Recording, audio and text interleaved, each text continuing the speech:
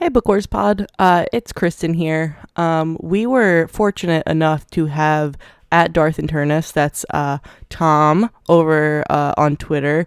He works over at Del Rey.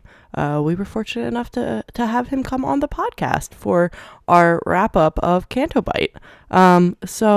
And he was so generous with his time that we actually had to break it up into 2 episodes. As you know what it means when my sweet voice comes on here before the music drops. It means we talked a lot.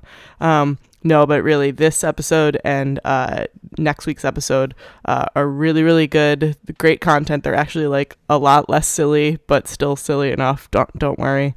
But Tom was just super generous with his time and with what he was able to tell us, both about how he was key in putting together Canto Bite, as well as other good stuff about Del Rey. So that's what's coming up, the first half of that, and next week we will drop the other half. We'll talk to you then.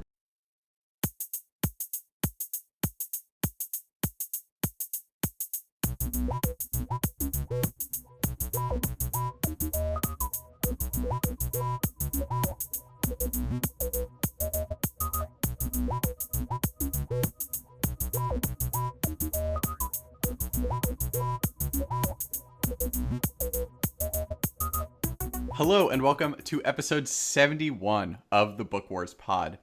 I am here with a Kate who is struggling not to laugh right now, but also Kristen as usual, and a special guest today. We have Tom, Darth Internus himself. You know him from Twitter. You know him from his work with Del Rey Publishing. Tom, thank you so much for joining us. Hey everybody, thank you for having me. I'm really excited. I've heard a lot of great things about the podcast and all of you awesome people, so happy to be here. Man, that is the nicest thing anyone's ever said to us. I know, right? I'm already uncomfortable. So gracious, pretending he's never listened to this dumpster fire before. Speaking of dumpster fire, who's drinking? Oh my god. I mean, Tom, our guest of honor, do you have a beverage? I have a really extra fancy orange seltzer. It's super fancy. Yeah, it's name brand and everything. Wow. That's amazing. That sounds perfect. great. What about you guys? What are you drinking? We are both drinking weird almond beverage again. We are drinking a different almond beverage. We are drinking Trader Joe's brand holiday almond nog. And at Southern Cynic is throwing up in a bag right now as she listens. Yep. Let it be known. That's what you were drinking last show, isn't that? Kate was drinking chocolate peppermint almond beverage last show. Excuse. Kate is a woman of many refined tastes. Many but we also have non-dairy tastes. Mm-hmm. Yes, we also have Smith & Cross Jamaican rum in it as well, which is delicious. Also, I will have our listeners know that I asked on our company-wide Slack channel, I did a Slack poll: is eggnog A, a festive holiday beverage, or B, absolutely disgusting? And festive holiday beverage won 12-2. So what a huge sample size. That sounds like it was really effective, being that there are 100 some people who work at your company or whatever it is. It's December. People are busy. I'm gonna need to know what the T-score is before I can comment on this. Statistic jokes. It's the I got it. No, I got there. It's the first one. It's the first one I've ever made. Aww. I am drinking. Someone ask me what I'm drinking, please. Kristen, what are you drinking? Thank you. So at Real Baby Bird is right next to me because she lives here now, if you missed that on our last episode. But I let her, we bought a bunch of beer the other day, as we do, at Gigantic, which I've had a billion beers from on this podcast. But this is one of their kind of special seasonals, and it is called The Cat Ate My Stash and Pissed on the Xmas Tree. Oh no. It says, consider this IPA our holiday gift to you. It's loaded with the dankest, stickiest, drippiest, piniest hops we could get our hands on. So And I did have this on draft the other day when we were at Gigantic. But yeah, there's like a crazy. I'll take a picture of it so we can put it up on the Instagram. But yeah, it's the cat ate my stash and pissed on the Xmas tree, so it's very piney. It's Sure. very like Thanks. resin. It's very resinous / dank, however you want to say. It smells like weed. Yeah. That so honestly sounds terrible. Like, I'm sure it's delicious. Like, I'm sure I just can't picture it. Oh, but that Chris, description you would sounds hate terrible. this. Oh, would you I? Okay, great. would hate it.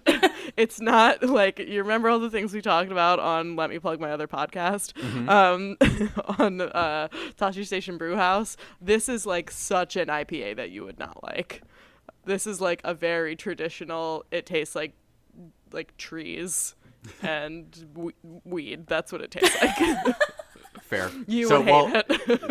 let me take back my measured opinion of it. I'm not sure it's good. It's probably terrible, and I hate it Wow. unqualifiedly. That's aggressive. It's about not to be citrus. Christmas. It's not citrusy. It's not fruity. It's so at funny all. because I like those things in hard alcohol. I was gonna say it's like not too far from gin, except for it has hops in it, so it Yeah. doesn't taste like gin at all. I was gonna say. Sounds. But anyway, Gin with shout hops out to sounds Real really Baby weird. Bird for picking that out. We do have a Star Wars beer in there, but I think I've had it on the podcast before. I think you have. I think you've Yeah. mentioned Star Wars Nice. beers from Gigantic. Yeah, because I think they've done one for each of the 3 original episodes. Oh, bless so the them. original trilogy, I know. Anyway, it's fine. Wonderful. We'll talk about it later. This is not the beer podcast. This is why I started a beer podcast with Brian. Yeah, shout out to Tachi Station Brewhouse. You should all definitely listen to the last episode on which I made No. a fantastic It's beer. terrible. No. And I'm excited to see how it comes out. You're a horrible person. No. Listen to it. Listen No. to the episode. Don't. Anyway, Anyway. so we, as you would have had to guess, because we haven't mentioned a book yet, but as you have probably no. guessed, we are wrapping up Canto Bite today. What are we, like 10 minutes in? We finally mentioned the book. That's fine. It has been Yeah. a long couple months that we've been reading this book just because we had some outages, but we're very excited to be wrapping it up. And that is part of why we have Tom on, besides just wanting to have him on for his wisdom. Yes. Because, Tom, you were very involved with the editing and the whole process of putting this book together, were you not? Yes, I was. And this was a really fun project. All of them are really fun, but this one was particularly a lot of fun to work on last year and put together. I can imagine. Awesome. Do you want to start by heaping praise on this book Tom put together? Yeah, absolutely. I always gonna like to say- start by buttering up our guests. I was like literally just gonna say, I think we can all safely say that like this is probably in our top 5 of canon books. Oh, man. It's definitely up there for me. I don't want to Oh, speak for yeah. you guys, but it like I also just like really like the novella format, which I know we'll talk more about because it's the wrap up and we get to do that. But yeah, I just like it. That format works really well for me as a reader because I'm like. I have such a short attention span. It's really hard for me. But like I think I read all of these in one sitting, which is like kind of how I like to do short stories and novellas. So Yeah. Definitely. I mean, my very descriptive comment that I stuck on the outline was I want to eat it, which is very high praise for me.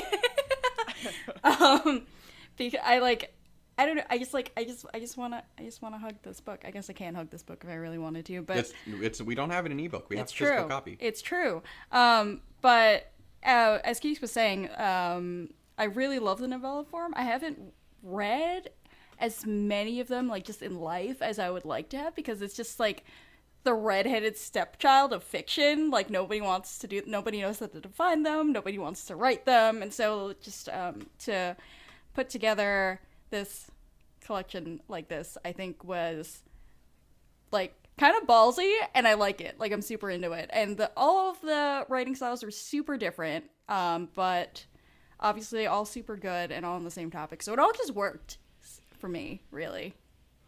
yeah, it was all authors we've read before except for one. Is that right? We've actually only read John Jackson Miller. Oh, Red never Ray. mind. We have not read. Oh, sorry. No, you're right. We have read Ray Carson in from a certain point of view. Correct. We had never read Saladin Ahmed or Mira Grant before. Oh. God, Mira Grant's name is so familiar to me, but that's just because it is. Yeah. She is fairly prolific in this genre as well, so. That's awesome. I will ask Tom then, since me and Kate already are gushing novella wise. How did you guys pick the format, and why do we get to have so much fun reading it? So when we figured out that we wanted to do a project around Canto Bight, because we knew going into The Last Jedi it was this big set piece part of the film, and more importantly it was this new unique part of Star Wars, a whole city that was the wretched hive of scum and villainy, but dressed up in just like Golden Age Vegas kind of class and luxury. And so we were like, oh, that we got to tell stories there. We have to tell, stories plural there, which is kind of what led us to the novella, because we wanted to give people a sense of what Canto Bight was like before they walked into the theater and saw it on screen.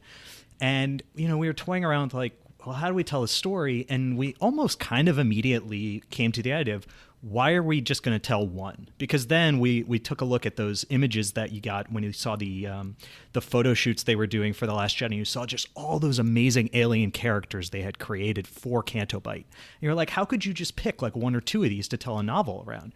Let's tell a group of stories. Let's tell a group of tales about this city. It'll let us see many different facets of the city, and it'll also let us interact with a bunch of different characters. So that led us to the short story novella format pretty quickly. I mean, it's not a stretch to kind of see the connective tissue back to something like From a Certain Point of View, or even back to the old Tales from books. And they did Tales from Galaxy Far, Far Away, I believe, around The Force Awakens, with all the characters from Maz's castle. So it's just it's a natural fit that kind of storytelling fits in when you want to interact with all these new characters in a new environment.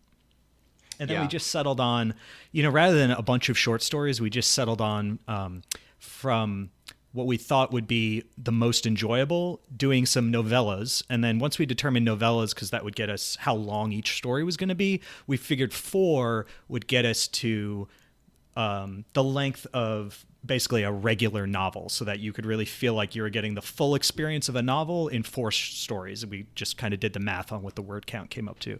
That's how we figured out exactly how many to do. That's awesome. Yeah, you kind of hit the nail on the head of what I love so much about this book, is because we get, in other books, we get, the heroes. We get, looking at our next book, we get your Anakins, your Thrawns. You get a lot of Vader, you get Tarkin. You have the characters you see on screen. But for me, what I love about the whole expanded universe of the Star Wars canon is that opportunity to see it as a larger galaxy. And we get that really in spades here, because we get to see, people who don't have powers, who aren't strong with the Force, who aren't, particularly good at things necessarily. They're just people. They're going to work every day. They're the everyday heroes and non-heroes. And I love that small scale as a change of pace that helps you put it all together as a cohesive world. Why do you have to throw shade at Kedpin like that? He's good at 1 to 2 things, probably. He is fantastic at selling Vaporators. He is God. the That's not sales true. being That's of you the know year. that's not true. He's really good at selling Vaporators. He just had to fix the contest that one time, because all the other times he won legitimately, he didn't win. Exactly. He is really good at that. Fair. He's very good at being contests. honest. He's good at making friends too. He is Yes. a positive being, and as a cynical asshole myself, I respect that. Oh my god, that's just great, Chris. I just wanted to add on to your comment. That was a real comment instead of you just making fun of Kedpin. You rude. I was not making fun of Rude. Whatever. Anyway, whatever. Kedpin knows I love him. Does he though? The cities are always this kind of good microcosm, cross section of slice of life sort of thing, because you get all sorts, and that's really, really, really apparent in this book, and we've talked about that a lot over the past few episodes. But what I really like about this is that about the format of the book is that obviously you, and again we've talked about how you get kind of all these different characters from different social classes, people who live there, people who don't live there, people who migrated there, but also because they're novellas, you really kind of get to sink your teeth into the world a little bit more, in a way that you wouldn't in a short story, or honestly even if it was a full-length novel, because then you just, like Tom said, you'd just be getting one point of view. Yeah, totally. Yeah. My question that I think like is kind of change. I was actually thinking you might be asking what I'm about to ask, Kate. But that all said, how did you decide, or what went into the thought of the decision making of making everything kind of tangentially related and having some characters kind of like show up in other parts, like other novellas within the story itself? Yeah, so once we decided, okay, it's going to be novellas, they're all going to be on Canto Bight. Okay, so there's some connective tissue there, of course. But I was just thinking of ways like, what really can we make this feel like? Just make the stories feel a little more connected and a little more special. And so it came up with this concept of, well, what if the whole story, the whole book, takes place over one day, and it's all this stuff happening on a single day and night in Canto Bight. I think actually at one point we thought about calling the book One Night in Canto Bight. But then we just like, actually Canto Bight's the words that people, it made more sense that way, just shorten it like that. But that was the idea. So what if we just made the whole story take place over one night? Because we wanted to tell stories that were going to take place in a really short time period. This was not going to be a full-length novel of one story, so you weren't going to be spanning, days and weeks and months, even years, depending on the types of novel and story you're telling. So he said, okay, what if we made it all on one night? Which seemed like a really fun way then to have all of the stories interact with each other and kind of be in conversation with each other, but never get to the point where one story was going to be kind of brought down or fall apart because it had to adhere and connect and really fit in with any of the other stories. They all just kind of fit together nicely like puzzle pieces. But, none of the authors had to like completely redo or rethink their approach to their individual stories because they had to, connect to another story. I wanted all the authors to really be able to put their individual stamps, have their individual themes and voices and approaches, and explore the characters and things they wanted to. So we just kind of did all these little connective tissue things. I also, because again, this is speaking back to the format with novellas, I wanted someone to be able to say, oh my gosh, Mira Grant is my favorite author. I'm going to open this book and read Mira Grant's story, immediately. That's the first story I want to read. Or I love JJM, or I love Sally Dean, or whoever, And I didn't want someone to necessarily have to read the book from page 1 to the last page sequentially if they didn't want to, because a lot of people don't do that with short stories and novellas. The format encourages you to kind of explore in your own way. And so setting the stories up that way then again made it that whether you read them page 1 to page however long the book is, or you jumped around, you would get that connective tissue in different ways, and it worked anyway. Yeah, totally. And also it just sounded like a lot of fun to be like, oh, we're going to, this is going to be cool. We're going to, have one story kind of flow into the other a little bit, or one of those things where like the camera pans to the right, but man, if it just kept panning to the left, you'd actually see the other story going on, but you're not quite going to get that.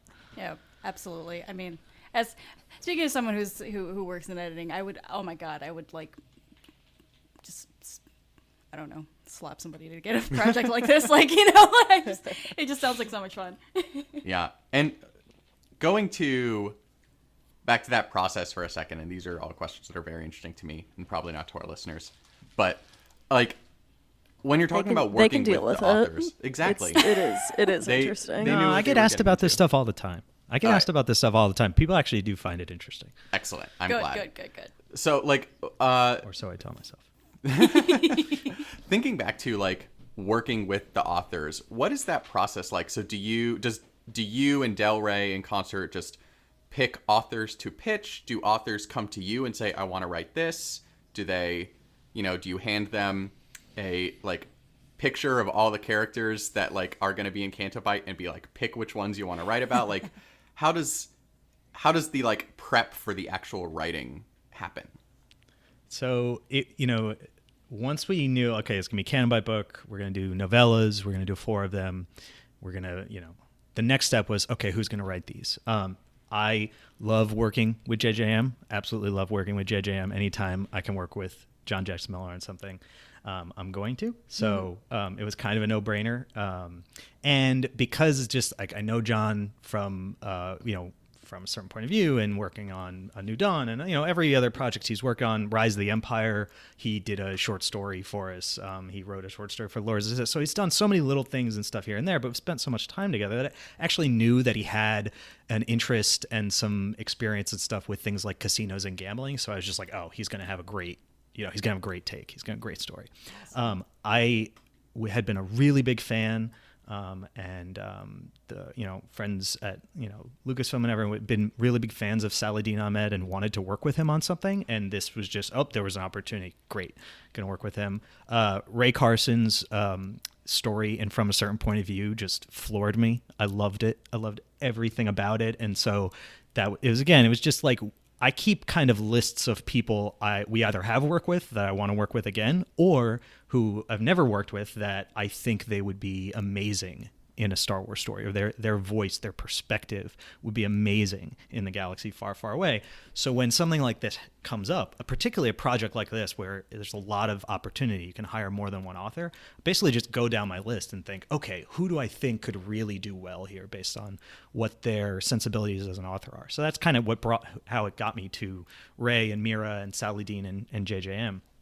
I also wanted to make sure that we had kind of a diversity of voices from a lot of different levels on a project like this, because I've got 4 stories to tell, which means I can get 4 perspectives, 4 identities, 4 points of view that really should all be different. Because if I get the same person or the same type of person or the same type of writer to write all 4 of these stories, what's the point? That's not really fun or interesting. So there was that. Then, to kind of bring it back more directly to your question, Chris, once I had them all board, I basically just handed them these dossiers of pretty much all the aliens that you saw, if you saw any of those images from the early photo shoots and photo spreads they did for The Last Jedi. And we kind of had dossiers on pretty much all the aliens. Most of them only had a couple sentences of background. Some of them had a little bit more. Couple of them didn't really have much of anything aside from like a name. And some of them didn't even really have names yet. They had like names for what like their species maybe, or some other defining characteristic, but they didn't have, like, they had an occupation, but they didn't even necessarily have a formal name. Basically said to them, okay, everyone pick a couple characters. You're writing a novella, everyone pick a couple characters. We had a really good conversation. We talked a lot about Canto Bight, gave them a ton of information about the city, about the type of place it is, just, everything you could want to know. And then they all picked. And I didn't tell anybody, you have to pick these characters. I didn't even tell any of them which characters I thought would make for a cool story. I crossed my fingers that someone would pick the characters that I liked. I actually was really glad when John Jackson Miller was just like, oh, the triplets, the ones that look like Huey, Dewey, and Louie of Star Wars, like, I want them. Thank and God. I was like, yes, thank you. Because the moment I saw the picture of them, I was like, oh my gosh, we need these people. But, when Saladin was like, I want to write about that little guy who, he's not wearing any clothes, is he? He just got a little towel there? No, he's not wearing any clothes. Go for it. And when Saladin said, I want to write about the little naked guy and the guy who looks like, like alien Batman, because, he's got that flowing cape. Yeah. Alien That's Batman. Awesome. Actually, I don't know if he used that term, but that was how I thought of Ang Lang in my head the whole time. Yeah. So I was just referring to him, I think, in The Office as Alien Batman and confusing everybody because no one had any idea who that was. I love it. That's fantastic. But yeah, they all pick these characters, and they all just, when they saw these characters, they saw the images, they saw the sort of dossiers, all these characters just jumped out to everybody. Everyone seemed to immediately know exactly the type of story they really wanted to tell with these characters, because they all had these really great themes and perspectives that they wanted to bring. So that's kind of how the 4 stories, their genesis came about. And then the authors just kind of went off, and other than telling them, hey, it's all got to take place over the course of one night, so don't try to tell a story that's 4 months long. And other than that, that was really all the guidance they needed to go out and kind of outline and find their stories and then go for it from there. That's Writer awesome. magic. Yeah, writer Yeah. magic, exactly. Yeah, writer magic. It's funny. I cannot help but notice how much we keep saying point of view, and I'm like, oh, this is why From a Certain Point of View has this name. Because, well, and part of why I even bring that up is because I think, other than like sort of the short story and pan right or left and you'll see some of these characters show up, I think this book is a lot different. Canto Bight's a lot different than From a Certain Point of View. Obviously, just in its mechanics, right? Like it's 4 stories as opposed to however many were in From a Certain Point of View. But 40. Yes. yeah, 40. 10 times as many. Math. But and I don't mean to get us too far away from speaking about format. We can always come back to that. But I think thematically there's a lot of different things going on here. There's a lot of differences between Canto Bight and From a Certain Point of View, at least as far as like what are the overtones in each of the stories and in sort of the book as a whole.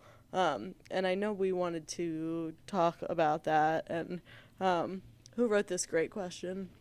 Kate? I think I wrote the question and then put absolutely nothing underneath it. Yeah. So I think so I just threw it out there for Great. other So people to do work. Ask the question, because I think it's a great one. I sure will. First of all, I love how cognizant y'all of Del Rey are about getting different perspectives in there. Obviously, super valuable in a book like this where the stories are designed to feel different. Like you definitely want them to feel different, but it's also very evident in across the spread of books y'all have been putting out lately, and it's made all of them so much fun to read because they're also so different from each other. Yeah, and sorry, Thank before you. we move on from that point, I just love the dissonance between something like Saladin Ahmed's story, where it's very, it's like very personalized, where you're focusing on Kedpin and Anglang, and it like feels very real, and then you move from that right into The Wine and Dreams, which like almost feels like breathy and like above it all in its tone, and I just love that difference that you get. And so like I just want to second that. Like I love the like I think that's like part of the art is the voices that you're using, and like that's just so well done here. Oh fuck yeah, that's totally true. Yeah, some of us love what's going on at Del Rey so much we started a podcast about Star Wars books. Who did that? That's pretty awesome. All right, so the question is, I think Canto Bight and The Last Jedi, as a whole, introduces some new themes and concepts into Star Wars, but obviously it all feels like Star Wars, and that's because it continues a lot of the things that we're always talking about when we talk about Star Wars, so I just wanted to talk about what those things are. Kristen, since you were the first person to actually put an answer here, I feel like you have to go first. Yes. Okay, well that's rude because I wrote like one thing and it's dumb. It's not dumb. I mean, it's dumb insofar as anything I put in any outline is sort of like this. I don't wrote, have an opinion on my own question. I think you're fine. Yeah, but like you're the good question asker. It's a thing. Okay. Because you're Sure. the English teacher of the pod. Thanks. My theme that I picked out was beings are garbage ? Like, which to expand upon that, I mean, like, we explore a lot of like good and evil, and we even explored quote unquote light side, dark side. If you want to listen to episode 70 where we talk about JJM's story, The Ride, and whether or not the Force is in play there. But I mean, like, it's Star Wars, right? So there's like beings doing shady things that are not cool, and like it affecting innocent bystanders really negatively. So I mean, like, obviously I think about Kedpin's story, and just all of the shit that he has been put through. I mean, he does keep a positive attitude. It's kind of like this interesting, he's not scrappy in the way that we've seen some other characters throughout the canon bounce back from things by sheer force of will. He's just like tries to be happy, and he's like, oh shucks, I've been swindled. Just gonna keep going. But yeah, I mean, I think like that's very typical Star Wars, undergirding of, there is light and there is dark and there is good and there is evil, and there are people who take advantage of good people, and there are good people who kind of get the short end of the stick because of it. Yeah, totally. I think one really great thing that you were talking about that I want to kind of just pull out is that a lot of the story in Star Wars, it's about character. Obviously, you're in a fantastical sci-fi universe, but faking in space. Correct. But the things that people really glom onto is obviously are the characters. Like if you didn't care about Luke or Leia or Han, you wouldn't give a flying fuck about the rest of the universe anyway. So everything kind of just hinges around characters and their motivations, what they decide to do, and how they react to other people also doing things. So I think that's really important. Yeah. Yeah, it's pretty incredible to have a Star Wars story where your main character kind of does not have an agenda of any kind. Yeah. I mean, Kedpin's agenda is like, I won this vacation. I want to go have a really cool vacation in a place I've heard awesome things about. But really, he doesn't have an agenda. He just like wants to go have a good time. I know. The end. It's the purest thing in Star Wars. He did not come out to be attacked in yet. I know. Literally, yes. But it's okay because he won. He ended up winning in the end. Daw. I want somebody to write an extremely specific AU fic just for me where Kedpin is the one that goes off with the lucky 3. I can do that for you. Yeah. I could have just asked for that for Christmas. I know, I really could have. You live with an author. I know. I'm just there drafting things. Oh god, Tom already listens to this podcast. Drafting like bad smut fake, and you're like not, and you're like not asking me to write real things. Like I could write things that are just like nice and not. You That's write true. nice, Well, there you go. soft fic too. I do. I know that because that's the stuff you send to me. I do. and then you scream at me. Because you are our daughter, Kristen. Nothing bad for you. Anyway, themes, Chris, go. Yeah. Just move right along. Speaking of a complete tonal shift, thinking about like themes that continue throughout Star Wars that I think are present in here, I like that, and we talked a little bit about this, particularly in Ray Carson's story, hear nothing, see nothing, say nothing, if I have the order right, and just this concept of friendship and particularly found family. Like I feel like it's it's strong throughout all of this because you have obviously Lexo and his daughter in that story. You have the Lucky 3 and oh my god, why am I blanking on everyone? Cal, thank you. In JJM's story, you have Kedpin and Aang Lang in that story. You have all these people all these beings who become friends and come from these different backgrounds and meet each other, and that's peak Star Wars right there. Like that's what it's all about. And then I also just feel like personal honor really is like the sense of right and wrong or like fair and unfair is something that is like just really struck me, and particularly thinking about Aang Lang in Saladin Ahmed's story, like he is very man. yeah, like he's like he's like not a good and evil person. He's a realist. He is somebody who has done bad things and earned money doing it and is ready to retire, but he's like, you know what, it's shitty of me to blow up this little naked alien for no reason. Like that's a shitty thing to do. And it's just this sense of like honor, and like that to me goes back to Han coming back to the Death Star at Yavin, and them going, then Han being on the other side of them going to rescue him at Jabba's palace. It's about relationships and this sense of right and wrong. And like what makes you do the right thing. Yeah, and exploring that. Yeah. Exactly. And the new ones, for me, it was money, honestly. I mean, obviously, we have seen money before in Star Wars, specifically the taxation of trade routes. But Shut up. but like we don't see this dichotomy of rich versus poor as much in Star Wars. We do a little bit in Phantom Menace because obviously Anakin and Shmi are slaves. Right, and we see it a little bit with Rey, like scrounging around for. We do see it with scrap Rey. Yeah, exactly. But it's less explicit because those are more like, oh, that's just this planet. This whole planet sucks. Yeah, And like that's true. And like same with Tatooine. And That's like so true, yeah. you see, at least for me so far in Star Wars, less of the like there are these characters who are in front of you who have privilege, and there are these characters in front of you who pick up their garbage. Right. But yeah, we don't really see a lot of privilege in terms of class. We definitely see it in terms of speciesism with the Empire and things like that, but not so much when it comes to material wealth. Yeah. So I loved thinking about that perspective. Yeah, totally. What about you, Tom? What were some of your favorite themes that you enjoyed working on here?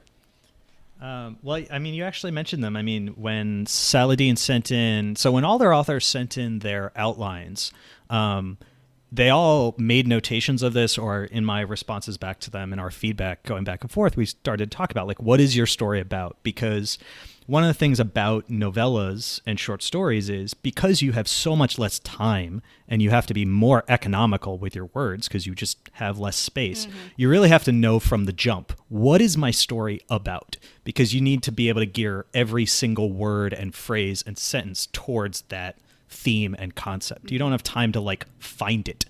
Yes. You know, when you're writing a novel, you might have time to find it, Right. but you don't in a novella. So we actually talked about, you know, with Saladin, we talked about class struggle a lot, and the way that you have kind of class struggle in, you know, small ways, like just the scene when he arrives in the quote unquote, you know, in the spaceport, and the way that he's treated like in line at the spaceport versus how he's then treated out in the city. With Rey, we talked a lot about poverty and and this came up too with Mira as well because of the servant that is in her story who ends up getting purchased, you know, by the well, she's not even really purchased, just sort of taken as compensation by the twins for being offended. And then we, you know, in Mira's story, we talked a lot about the idea of the line between a story and the truth. And how much it matters and who gets to dictate where that is and how much people care about whether or not a story is true. And then actually with JJM, we talked a bunch about happiness and what does it mean to actually be happy?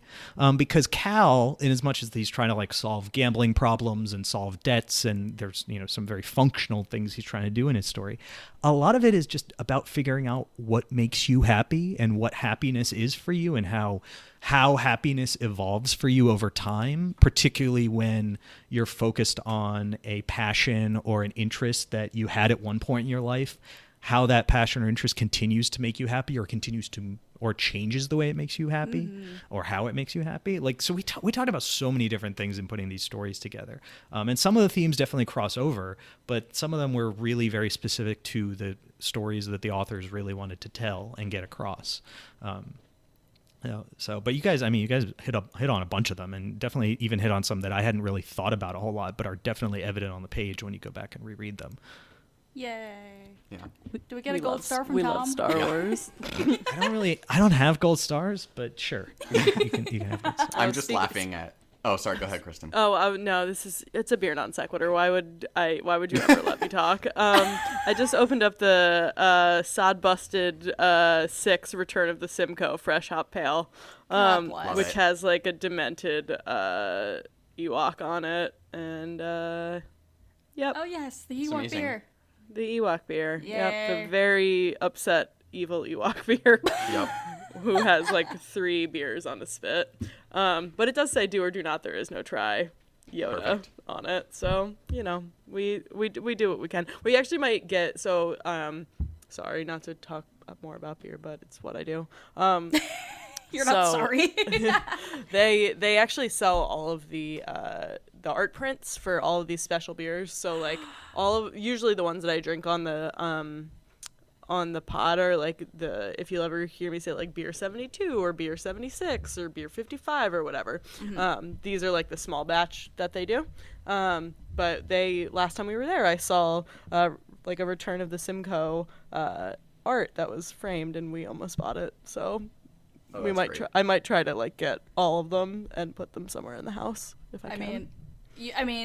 The votes in favor of yes are you and Miranda, so you already outnumber Quinn. Yeah, so there you go. Oh yeah, I mean we would just do whatever we want anyway, but it's more about because I think like it's great because I think a lot of the proceeds go to local artists who do cool. the actual art, but I think they're like $40 a pop, so that's why I like haven't done it already. I have to just be like thoughtful about it, but me and everything Star Wars that I know. Could I buy this? Yes. Is it fiscally responsible?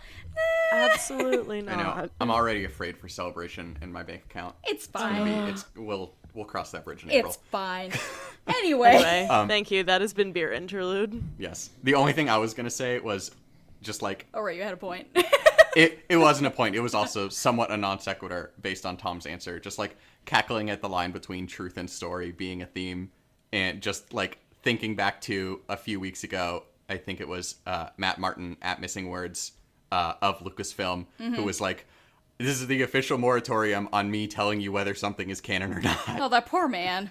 It's just funny because like not in like a like funny like mean way, just in like a like that's what Star Wars is. Like it is a story. Is it real? Is it not real? Like these lines are what we're dealing with, and so it's just like. It fits. It's fitting that that's a theme. Absolutely. And, I mean, y'all know how much I love that shit because I literally wrote my undergraduate thesis on this because I'm a nerd. Anyway. Yep. Yeah, well, you and this is just one thing. You talked about, Chris, you were like, I don't know what, like, cut scenes that ended up on the cutting room floor where they fit into canon. You said that last week, and I was like, yeah. God, I hadn't even thought of that. Oh, yeah, this is just, why did you even have to mention that? I wasn't even... I'm so simple-minded compared to most people who think about Star Wars all day. Like, oh, no. Now I have to worry about these cutscenes and whether or not they're canon. No, but like not worrying about it is the answer. Like not worrying about it is just like, this is a fun story. Like, does it like fit narratively in the like does it like fit to me and it like make sense? Like cool, I enjoy it. Like does it matter if it's canon? Like right. This is like an ongoing thing that I'm sure we'll come back to many times. Oh yeah, definitely. But I mean, I don't know. Like it's all fine. Don't worry about exactly. It is all fine. Like I don't know. Situation normal. No, but honestly, once you start like I mean, it's fun to like speculate about things, but once you start like just like poking it with a stick and then getting angry about it, like with all things, just go eat a sandwich. Calm down. It's fine. Yeah, like if you're ever at the point where Star Wars isn't fun, you should do something else for a little bit and come back. Totally. Anyhow. I think we talked about the next point. We did talk about the next point. So I was going to grill Tom with another couple of published... Oh, nope. Well, I just wanted to... The thing is, so... Blah, blah, blah, blah.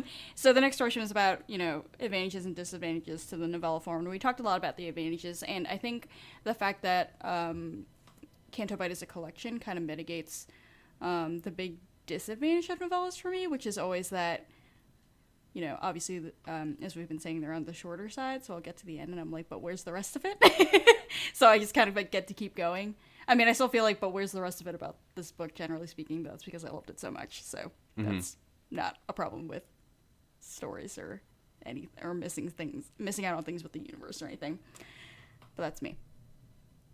Yeah, one thing for me that, we talked a little bit about this over the past few episodes, but like a potential disadvantage with novellas in general that I don't think was the case here was like it can be hard to make that connection to characters that like generally takes like chapters and backstory to build up. But with like I feel like all the authors here just did such a good job of being so engrossing from the jump, and like Tom, like you said, just being very economical with their words and with their characterization and making sure that that point was getting across. Yeah. And so like it was certainly a risk, but like I think one that absolutely paid off. Yeah, that's great to hear. And I think one of the tricks too is you kind of quickly figure out, okay, for each story, what's the thing that's going to hook you? So with Ray's story, like you want Lexo and you want the parent child relationship there. So start the story with a really wonderful, warm conversation between a parent and a child, and, you know, rubbing the balm on the arthritic fingers. It's just like, oh my God, you're in on those two characters so quickly. But then you juxtapose that with like Mira's story, which is totally about the way she describes the city and the way that her characters see the world of Canto Bight. So let's like have Durla do this big sweeping amazing description of the city as she arrives to it, and really like sell the kind of dream of Canto Bight, because she is then going to immediately just start tearing down the tapestry and the walls and show you the kind of the ugliness behind it. But then you jump over to Saladin's and it's like Kedpin is just both the sweetness of Kedpin and also a little bit the absurdity of Kedpin. So just immediately let's put him in a crazy situation in a spaceport. Like let's get a little bit bonkers and nuts, but also really lean into like this is like the most innocent, sweetest person you could ever put in what is going to become a terrible situation. And so it was really just finding what exactly was the thing that would get people into the story and make that the start of the story. Yeah. No matter what we had to do, no matter what else we had to rearrange, like even structurally for that to work, make sure that's where we started, because then you would get people and you wouldn't be wasting words. Yeah, definitely. I mean, I feel like that's always a thing with me. First drafts are like, you finish it and then it's just like, oh, let me just like lop off literally the first half of this. But I definitely, I am not an editor, but as somebody who specifically reads your work before other people generally do, yes, that is it. You do have some patterns, and you generally see that of your own work, but it's also like, this is very interesting, and I feel like could be an appendix instead of the first chapter of this book. love you. Reading my brain garbage. Hey guys, Kristen again. Again, that was episode 71. That was our the first half of our wrap up of Canto Bight. Just wanted to say a huge thanks again to Tom for being on the pod. You can find him at Darth and Turnus on Twitter. We, as always, obviously went too long on this episode. So like I said, next week will actually be the drop of the second half of this. And then after that, we're actually going to start reading Thrawn Alliances by Tim Zahn. So you're going to want to read the start of that book through chapter 6. You can find Book Wars Pod on Twitter, Facebook, Instagram, Tumblr, and via email at bookwarspod and at bookwarspod@gmail.com. If you're so inclined and able to do so, please donate to the Tashi Station Radio Patreon, or give us coffee. That's ko.fi.com/bookwarspod. That helps us keep this going for y'all. You can also, if you don't want to donate monetarily or you're unable to at this time, you can rate, review, and subscribe to us at Book Wars Pod and the Tashi Station Radio Mega Feed. If you give us coffee, as always, I skipped this part, we will send you Hamlet pictures, and also it'll help us throw pins at your face in a safe manner during Star Wars Celebration. Our theme song is Whiz Bang by Poddington Bear. Our logo and artwork are by Joe Butera Design. I'm terrible at doing outros, and I will talk to you guys next week. What Oh, go ahead, Kate. No, go Kate. Oh God. Okay.